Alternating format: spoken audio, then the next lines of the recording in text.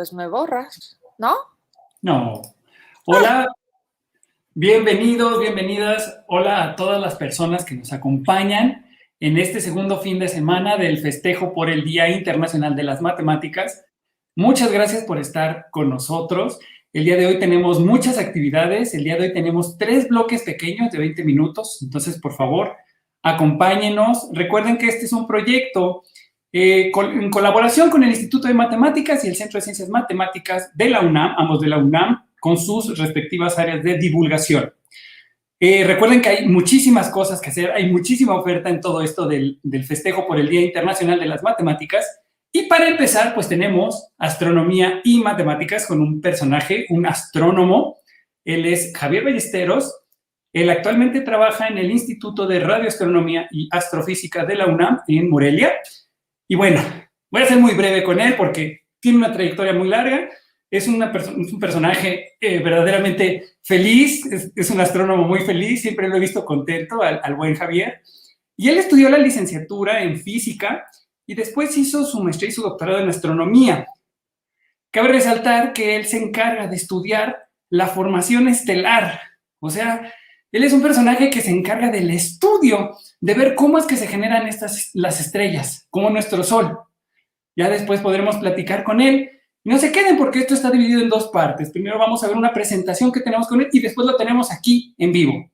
Así que sin más preámbulo, los dejo con el video y acompáñenos. Palomita, ¿quieres decir algo más? Nada más, vamos a ver el video de Javier.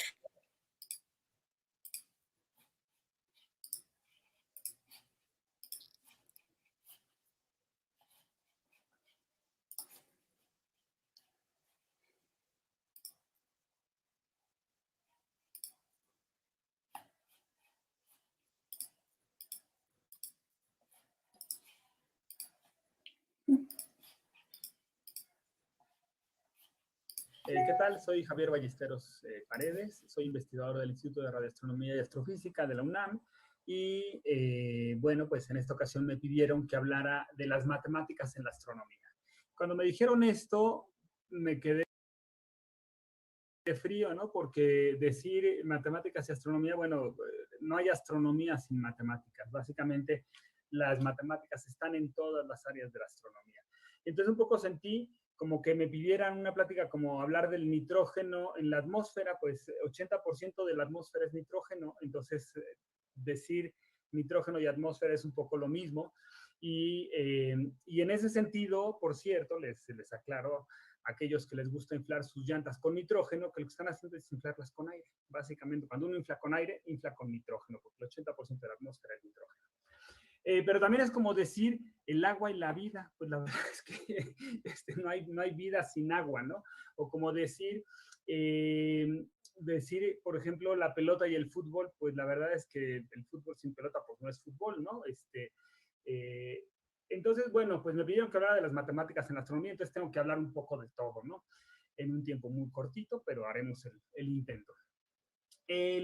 Quizá lo más fundamental, lo más básico, lo más sencillo, pues es pensar en trigonometría. Trigonometría es una ciencia desarrollada en la antigüedad por los griegos y básicamente, bueno, pues está relacionada con los triángulos. Los triángulos tienen ciertas propiedades que conocemos muy bien y, por ejemplo, en este caso, si yo tengo un objeto de cierta altura a una distancia dada, pues resulta que al doble de distancia tengo el doble de altura y al triple de distancia tengo el triple de altura.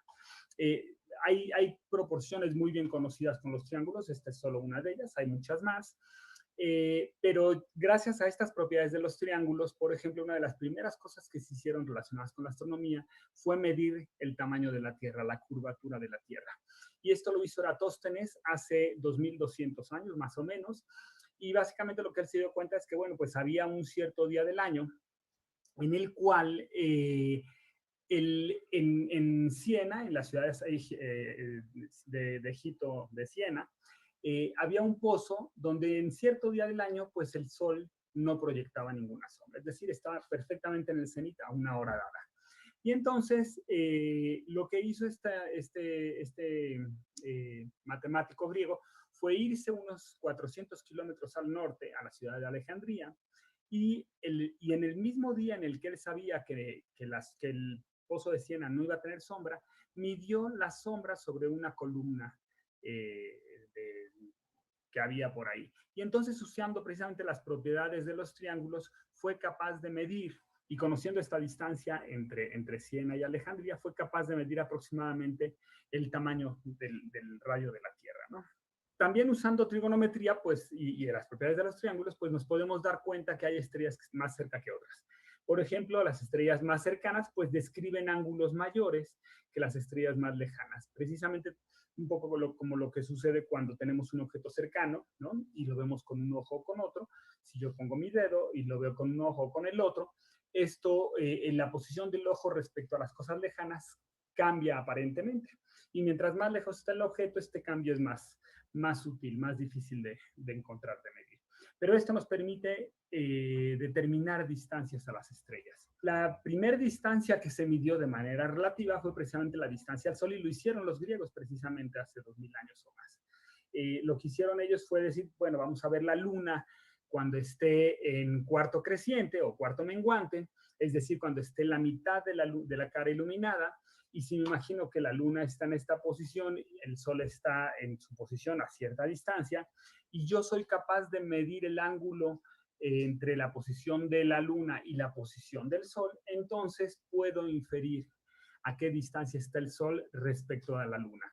Y resulta que el Sol, los griegos calcularon que debería estar unas 400 veces más lejos que la Luna, lo cual es un valor bastante razonable, bastante acertado. Bueno, las matemáticas están, como les digo, en muchísimas cosas, y una de ellas son, por ejemplo, en las órbitas de los planetas. Resulta que hay algunos tipos de curvas que describen los planetas que se llaman las cónicas. Las cónicas son la circunferencia, la elipse, la parábola y la hipérbola. Y estas se llaman cónicas porque a partir de un cono, si lo rebanamos en diferentes ángulos, podemos producir unas u otras de estas curvas. Entonces, cuando cortamos un cono, tenemos estas curvas, y resulta que los planetas precisamente tienen este tipo de órbitas. Tienen órbitas muy circulares, básicamente casi ninguno tiene círculo perfecto. En general son elipses de diferentes elongaciones, de diferentes alargamientos, y cuando tenemos un cometa que no está dando vueltas alrededor del Sol, sino que nada más pasa por aquí, entonces la órbita es una órbita abierta, que sería o una parábola o una hipérbola. Por ejemplo, este satélite Oumuamua, que pasó hace poco, que se sabe que viene de fuera y que regresó al espacio interestelar. Bueno, ¿dónde más hay matemáticas? Bueno, en la fuerza de gravedad. La fuerza de gravedad resulta que es más fuerte conforme uno está cerca del objeto y más débil conforme uno está lejos del objeto. Y no decrece de manera arbitraria, sino que decrece de acuerdo al cuadrado de la distancia. ¿Qué quiere decir esto? Que si a una distancia yo tengo una cierta fuerza de gravedad, al doble de distancia, la gravedad disminuyó 4 veces. Y al triple de distancia, la gravedad disminuyó 9 veces, perdón. Esta es precisamente la ley del cuadrado inverso. Y bueno, pues es una ley matemática que rige la fuerza entre los planetas y entre los objetos celestes. La estructura interna de las estrellas, pues se puede calcular de manera matemática con bastante precisión. Es una de las áreas de la astronomía de las que tenemos mejor conocimiento. Y, por ejemplo, bueno, pues sabemos que está la fuerza de gravedad tratando de hacer que todo ese gas se colapse en un solo punto, y eso genera que en el centro haya una presión, aumente la presión, hay una presión grande. En el exterior la presión pues es baja, es la presión del medio interestelar, del espacio que está entre las estrellas, y esta diferencia de presiones produce una fuerza hacia afuera, y esa fuerza hacia afuera balancea a la gravedad. Y este balance detallado es lo que da las propiedades a las estrellas. Entonces, la estructura de las estrellas está dada precisamente por una ecuación matemática que rige después la evolución de las estrellas. Rige la vida de las estrellas si son de baja masa, como el Sol. Lo que les va a pasar pues es que eventualmente van a agotar su combustible y se van a expandir y van a formar estas estructuras hermosas como las nebulosas planetarias. Si son estrellas masivas, bueno, pues entonces van a tener vientos mucho más vigorosos, van a terminar explotando como supernovas. Entonces, esto también se puede calcular de manera matemática bastante precisa con computadoras. ¿En dónde más está la matemática? Bueno, un ejemplo más, las nubes interestelares. Ustedes me van a decir, bueno, ¿dónde hay matemáticas aquí? Un ejemplo sencillito es mostrarles cómo las nubes son gas y polvo que oscurece la luz de las estrellas que están atrás. Entonces aquí tenemos, por ejemplo, estas manchas oscuras, en realidad son nubes, es la constelación de Tauro. Pero toda nuestra galaxia está llena de nubes. Y siempre que tenemos estrellas atrás, pues estas nubes notamos que absorben la luz de las estrellas. Entonces, lo que podemos hacer es mirar a estas nubes con diferentes filtros.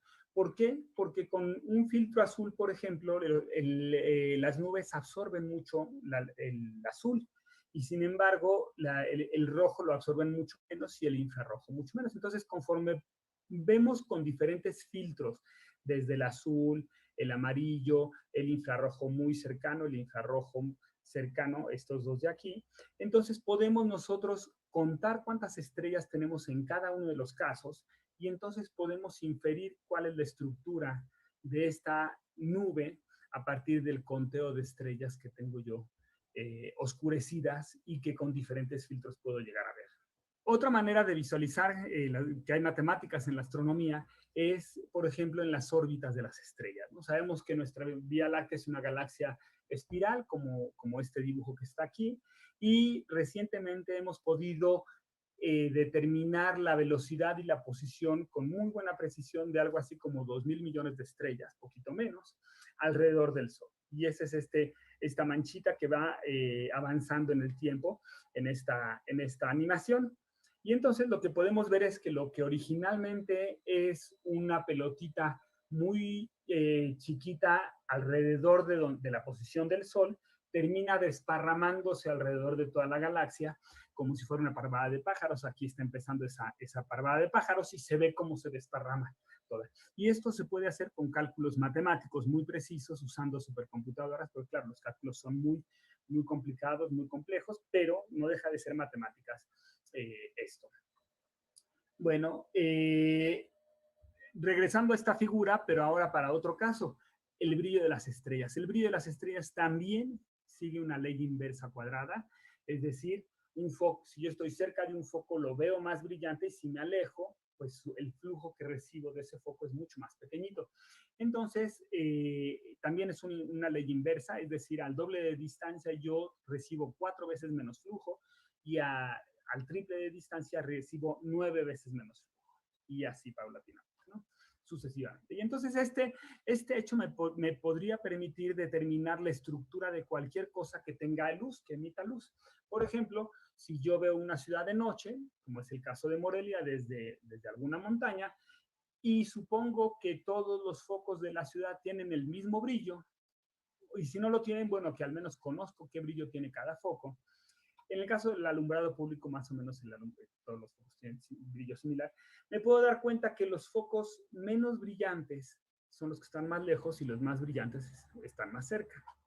Entonces, con esto yo puedo determinar la estructura de mi ciudad, ver dónde está cada uno de los focos que yo veo, a qué distancia se encuentra. Y bueno, pues ese mismo principio lo hemos usado nosotros en la astronomía para determinar la distancia a las estrellas y a las galaxias. Y precisamente aquí tenemos una fotografía de Andrómeda tomada con el telescopio espacial, donde en el recuadrito vemos una estrella muy brillante cuyo brillo conocemos muy bien por el tipo de estrella que es. Y con esta estrella tan brillante fuimos capaces, bueno, Hubble fue capaz de determinar hace ya casi 100 años que Andrómeda era una galaxia independiente de la nuestra, no era un objeto que estaba en nuestra galaxia, sino que era otra galaxia en sí, y que estaba pues a una distancia bastante considerable, algo así como, lo que él determinó fue algo así como 1 millón de años luz, en realidad está al triple de distancia, como 3 millones de años luz.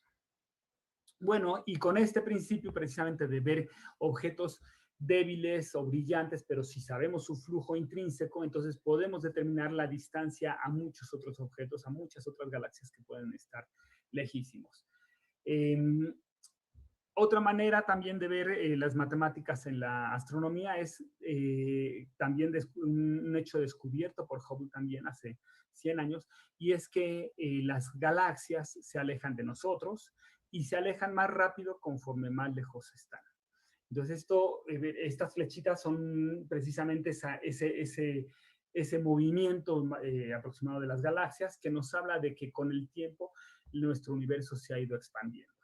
Y entonces, determinando estas velocidades a las cuales se alejan, hemos también podido determinar la estructura del universo a gran escala, en escalas de todo el universo completo.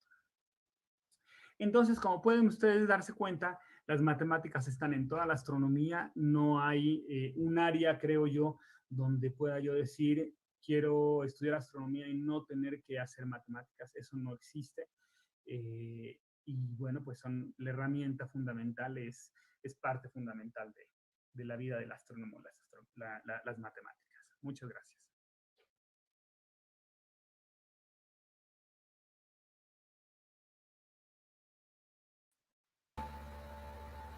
Bueno, Javier, nos has hablado de un montón de cosas y no nos ha dado ni tiempo de procesarlo bien, porque nos dices y otra, y otra, y otra.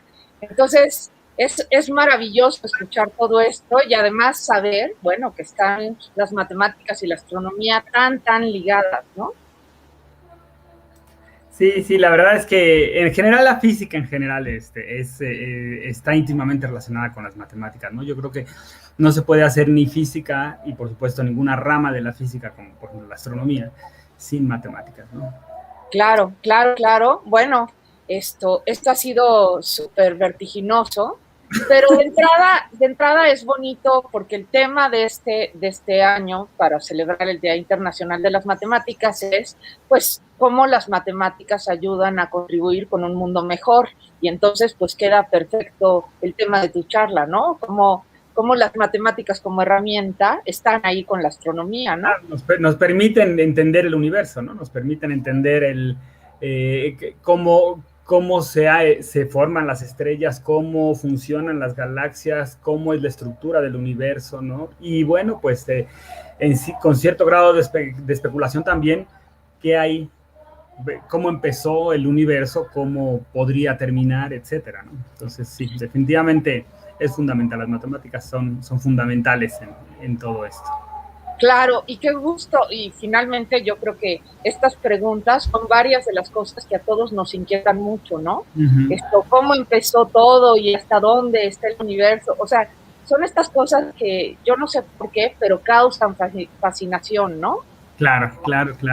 Sí, y bueno, desde los griegos, ¿no? ¿Qué es este universo que era nada más la Tierra, ¿no? ¿Qué forma tiene? Y cómo se las ingenian para decir, bueno, debe ser una esfera y tiene cierta curvatura que se puede medir, ¿no? Eso a mí, cuando yo era chico, la verdad es que me asombraba, ¿no? ¿Cómo se habrán imaginado los antiguos que la Tierra era una esfera, que no era una cosa plana, ¿no? Me lo decía la maestra y bueno, pues sí uno puede creer, pero estás chavito y no entiendes cómo se pudieron haber imaginado. Bueno, resulta que el cielo tuvo un papel importantísimo en eso, ¿no? Las posiciones de las estrellas, si tú te vas hacia el norte o te vas hacia el sur, van cambiando de manera diferente a que si te mueves al este o al oeste. Y tiene una explicación muy sencilla si es una esfera. Si es una esfera, bueno, conforme te vas yendo hacia alguno de los polos, vas viendo siempre las mismas estrellas, ¿no? Mientras que si te mueves hacia los lados, este-oeste, ves diferentes estrellas, ¿no? Que depende del día, de la hora del día, de la estación del año, ¿no? Entonces, ¿cómo se pudo haber imaginado la gente que estábamos en una esfera? Bueno, es algo... a mí me parecía maravilloso y curiosamente, tengo que decirlo, la primera persona de la que yo oí hablar de estas cosas fue tu papá, Paloma. Precisamente cuando nos hablaba cuando nos hablaba de los griegos y de la geometría, ¿no? Es cierto. Sí, es cierto, y se lo voy a contar y le va a dar mucho gusto. Bueno, Javier, pues muchísimas gracias. Tenemos un comentario de Ana Hélice Rodrigo Espinosa, que dice que excelente charla. También de entrada hay algunos comentarios. de, ¿cómo se llama? De Diana Aguilera. Felicidades, hace falta más programas así. Entonces, de entrada, bueno, tenemos, ha gustado tu charla, están llegando ahí en el cintillo otros comentarios de Dafne Bonilla, de excelente plática, de Alberto Morales, muchas gracias profesor, me gustó mucho esta plática, o sea que has dejado encantado al público y eso es justo lo que queremos hacer. Qué bueno, ojalá no haya estado demasiado rápida. De todos modos, bueno, lo que yo pensé es, bueno, esta charla va a estar al alcance en internet, se puede volver a ejecutar. Supongo que ustedes darán en algún momento la liga, ¿no? Entonces, si la gente quiere ver con más detenimiento cada una de las cosas, pues creo que lo podría hacer, ¿no? Claro, es más, de hecho, ahora ya se queda grabada, ya está disponible en las redes sociales, o sea, pueden darle play otra vez y en breve, en cuanto el sistema nos permite, nos queda grabado en el canal de YouTube del CCM, del Instituto de Matemáticas y demás, ¿no? Perfecto. Entonces, bueno, pues tenemos tiempo para alguna pregunta, no da tiempo. Entonces, Javier, te agradecemos muchísimo, ha sido un gustazo encontrarnos aquí. Gracias por celebrar con nosotros este Día Internacional de las Matemáticas desde Morelia. Y bueno, va un abrazo a todo nuestro auditorio, a sabiendas de que ahora viene algo más, no se vayan. Tenemos una hermosísima charla, taller con Banda de Mebius y Daniel Juan. Hasta luego, buenas tardes. Buenas tardes.